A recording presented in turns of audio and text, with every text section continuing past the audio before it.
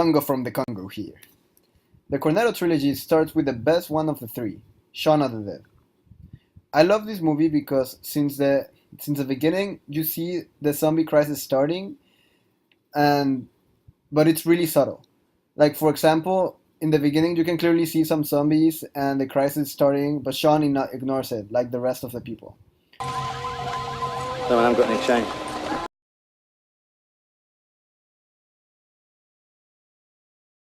Another scene that foreshadows that this is a zombie movie is in the one that he's in the bus and everybody just looks dead inside. That also mirrors real life, in which our society pushes us to lose all of our individuality and makes us just go along with this senseless economic void that is a human existence. Good times.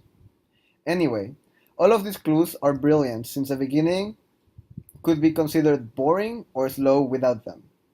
The thing is that the intro to the characters was necessary, therefore, adding the seemingly small but fundamental details is extremely helpful towards the movie overall enjoyment. A problem that I did find for the movie is that the funny parts are mostly in the beginning and the end. In the middle, it's just annoying with the character David and the persecution and all that. The middle wasn't that great, but the beginning and end make up for it. And well, the middle is okay. You can get through it.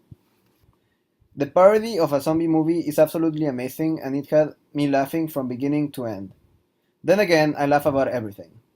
With all of this in mind, I, Dongo from the Congo, give this movie of the Cornetto trilogy a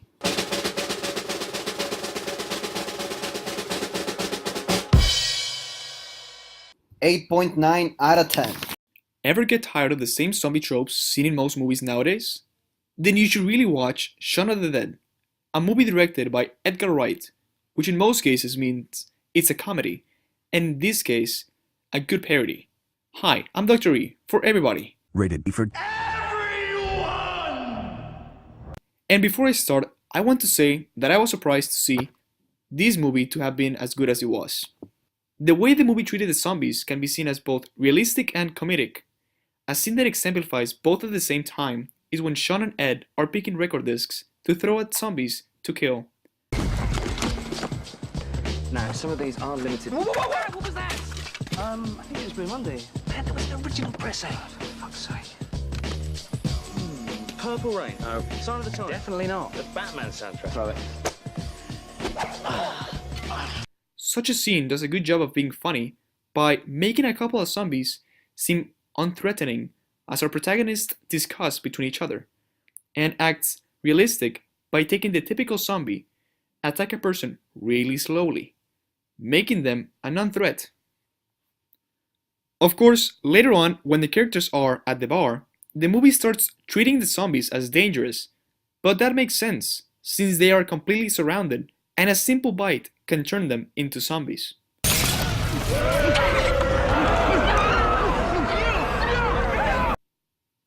Another noteworthy feature of the movie is Edgar Wright's best incorporation of a rock song during the climax of the plot. The way that Don't Stop Me Now was integrated didn't feel as shoehorned as other movies often do, and the way it was done actually affected the actions of the characters. Additionally, it made for a pretty funny scene.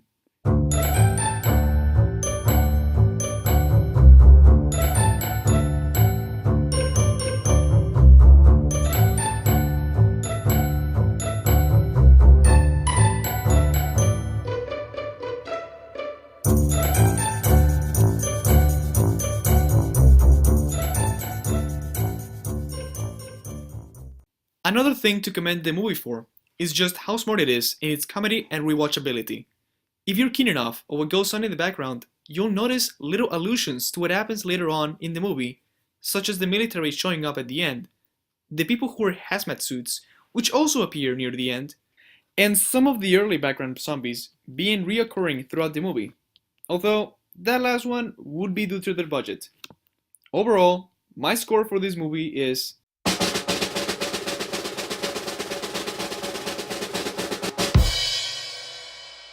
8.5 out of 10. My best zombie impression, huh? No? Alright. Shaun of the Dead, the first movie in the Three Flavors Cornetto trilogy, which includes Hot Fuzz and The World's End, is a parody of zombie films in all the best possible ways. Simon Pegg and Nick Frost play the leads, and their chemistry is undeniable.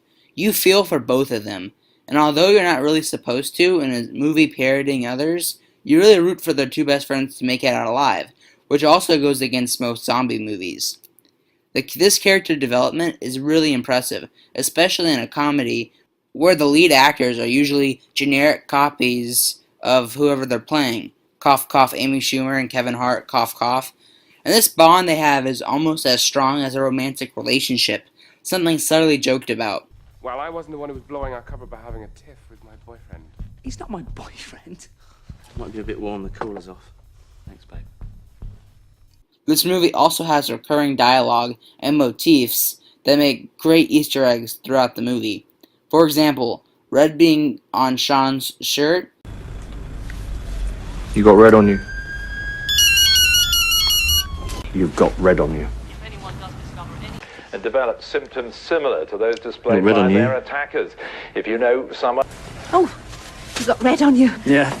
And a common dialogue in the conversation between Shaun and his friend at the beginning and the end of the film. Hi.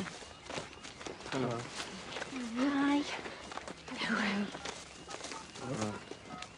These moments are cool and creative, thus making a movie that can be enjoyed more than once. However, Shaun of the Dead's supporting cast are not only unfunny, they are annoying. I understand David is there to dispute Shaun, so he is annoying on purpose, therefore I'll leave him out of my complaint. But the three other side characters of Liz, Diane, and Shaun's mom are frustrating to watch.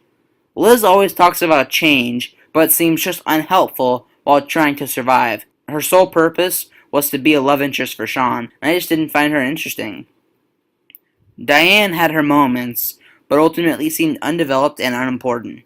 And Barbara. Oh, Barbara. Shaun's mom was incredibly annoying. Her goal seemed to be slow down Shaun at all cost. She even gets bit because the backyard that looked somewhat familiar distracted her simple mind. Listen, Mum, sit tight, okay? You're not safe there. We're coming over. I don't want to cause a fuss. We're coming to get you, Barbara. Her gravestone would read, "Foiled by backyard that deceivingly looked familiar." She only had two jobs. Occasionally call Shaun Pickle and not fucking die, and she failed.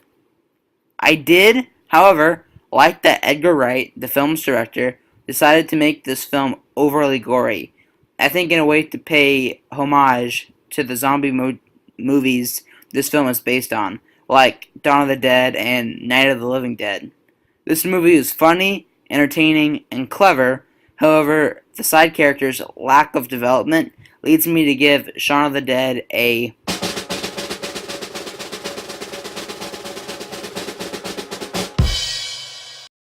8.2 out of 10.